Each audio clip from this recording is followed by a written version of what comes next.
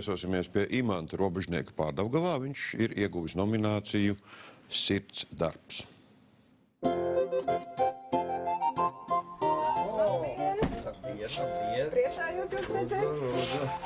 Ierodoties pie koncerta kokļu meistara Imanta Robežnieka, redzam, ka viņam darba joprojām netrūkst, un aizvien jauni instrumenti gaida viņa roku pieskārienu. Top vesels bariņš tagad, redziet, tas arī pēc jaunā gada būs kokļītis. Nu, te bērniem būs ko spēlēt. Redz, kāda būs baigā lielā masene. Un redz, ir jāsastopas arī ar tādiem brīnumiem, kur daži gudri cilvēki pat ar naglām ir labojuši. Nu, trakākā šķūņa dēli, nu tā, nāksies bērnam palīdzēt, lai viņš varētu spēlēt un sakot. Mūzikas instrumentu būves, restaurācijas un remonta meistaram katra kokle ir kā mīļš bērns. Redz, kur jāsalīmē, viņi jau savā, nu šai nu gan varētu dot gan 100 gadu.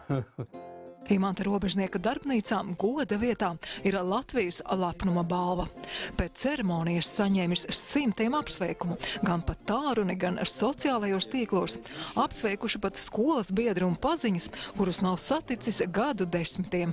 No 72. gada Zvaigznīte, piemēram, kas spēlēja Zvaigznītē, pēkšņi uzrādās Jurijs Makāros un apsveic mani, un faktiski arī tās mūsu etniskās kultūras, mūsu instrumenta, tāda liela pagodināšana.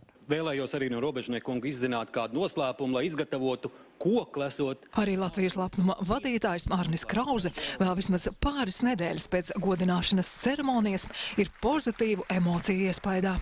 Tā ir iespēja ieraudzīt mums apkārt šos labos cilvēkus, kuri bieži vien ne jau ar lielu naudu vai ar kādām citām finanšu lietām palīdz apkārtējiem, bet dažkārt tas ir vienkārši palīdzīgs plecs grūtā brīdī kādam. Es nezinu, vai man, ja būtu iedevuši 3. pakāpes ordeni sakarā ar 70 gadiem, vai man būtu vairāk to apsveikumu un tādu pateicības teikumu, un kad sen jau bija gaidījis, un sen jau to vajadzēja, un tu esi pelnījis.